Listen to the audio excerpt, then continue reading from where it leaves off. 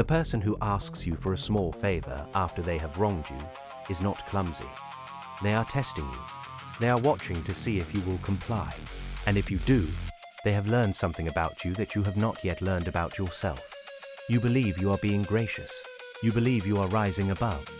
But what you are actually doing is handing them a tool they will use again. The Ben Franklin effect is not a trick they perform on you. It is a trap you walk into willingly because it lets you pretend the conflict is over when it is not. Every small favor you do for someone who has not earned your trust is a payment against your own resentment. You are buying the illusion of peace with the currency of your own dignity. The person on the other side is not grateful. They are not softened.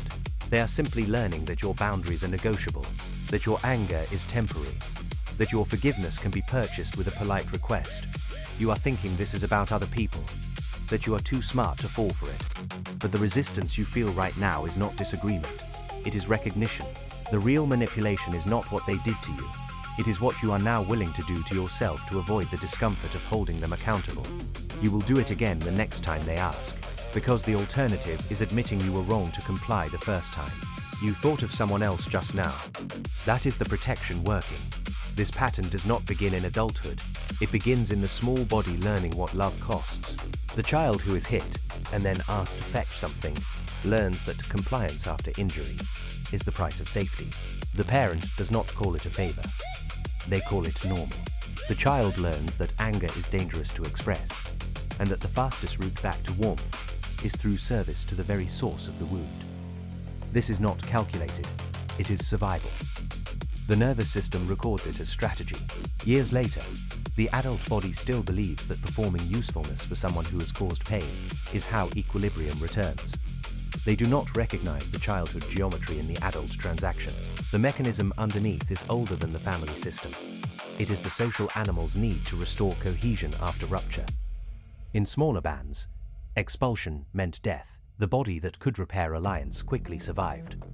But the modern human is not at risk of expulsion from the tribe when a colleague borrows money after spreading a rumor, or when a partner asks for a ride after the argument they never apologized for. The ancient brain does not know this. It still reads the small favor request as a signal that reintegration is possible, and it still floods the system with relief when compliance is offered. The relief is not peace. It is the removal of a threat that was never real. What this looks like in practice is specific and repeated. The email written at 2 a.m. explaining why the favor is reasonable, then deleted unsent. The rehearsed conversation about boundaries that becomes, in the moment, a question about whether they still need that favor by Thursday. The decision made 3 times to say no, executed 0 times. At work, the colleague who took credit for the project asks for help on the next one, and the help arrives by morning. In relationships, the person who disclosed your confidence asks you to cover for them, and you construct an elaborate justification about how this time is different. The shape of the avoidance is always the same. The mind generates reasons after the body has already complied. The intelligent person's version of this pattern is the most deceptive. They do not call it people-pleasing. They call it emotional maturity. They have read about the Ben Franklin effect and believe that naming it gives them immunity. They use the vocabulary of psychology to describe their own compliance as a choice. They are processing. They are being the bigger person. They understand the mechanism so thoroughly that they can explain, in precise terms, why their participation in it is actually strategic. The intelligence is in the service of the stillness. They are not moving. They have simply become more articulate about why not moving is sophisticated. The high achiever has a different mask. Their favors are efficient, brief, almost transactional. They do not want to be seen as someone who holds grudges. Grudges are for the weak, the unproductive. They complete the favor faster than anyone would expect, as if speed can transform compliance into competence. The resentment does not disappear, it goes into the body as tension. As the sudden fatigue after the task is done, as the inability to sleep without replaying the moment they could have said no. The person who has been to therapy recognizes the pattern and uses the recognition as another form of avoidance. They can describe the childhood origin with accuracy. They can name the nervous system response. They believe that awareness is the same as change, and they perform awareness repeatedly to avoid the risk of actually changing. The therapy language becomes a new compliance, this time with the self-image of someone who is working on it. What this costs is not the obvious thing. The obvious cost is time, energy, the slow erosion of self-respect. The hidden cost is structural. Each unearned favor is a vote against your own authority. You are teaching yourself in repeated increments that your no is theoretical, that your boundaries exist for discussion, that your resentment is a feeling to be managed rather than information to be acted upon. Over years, this shapes a self-concept that does not match the behavior. You believe you are someone who stands up for yourself because you are angry, because you imagine the confrontation, because you have rehearsed it so many times. But the self is not built on rehearsal. It is built on what you do when the moment arrives. And in that moment, you have been elsewhere. From outside the mechanism, what is most striking is not how often it fails people. It is how reliably it protects them from finding out. I do not have this pattern.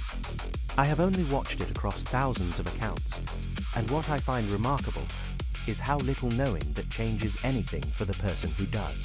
The information enters the system and is immediately converted into more sophistication, more explanation, more delay. The human capacity to absorb insight and continue unchanged is one of the more consistent phenomena I have observed. The late recognition usually comes in one of two forms. The first is the accumulated weight. The person realizes, often in middle age, that their relationships are organized around a principle they never consciously chose. The people closest to them are the ones who learned earliest that their boundaries could be crossed without consequence. The second form is more abrupt. A single favor, finally refused, and the explosion that follows reveals what compliance had been hiding. The other person was not grateful. They were dependent on the arrangement. The refusal does not restore dignity. It exposes that there was none to begin with. What usually happens to people who become aware of this pattern is that they become aware of it again. Awareness does not dissolve the mechanism, because the mechanism is not primarily cognitive. It is bodily, procedural, encoded in the moment before thought arrives.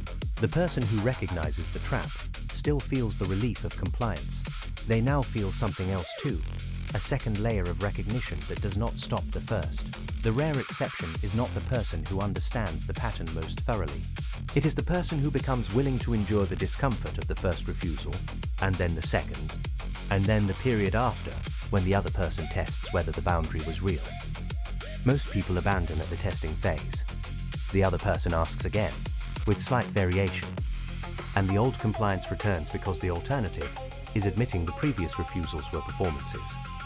You are not still listening because you have not heard this before. You are still listening because you have, and you are waiting for the part that makes it different this time. There is no different part. The next time they ask, you will face the same choice. The favor will be small enough to seem harmless. The request will arrive at a moment when your resistance is low. They may not even know they are testing you. That does not change what happens when you comply. You will hand them the tool again. You will buy the illusion again.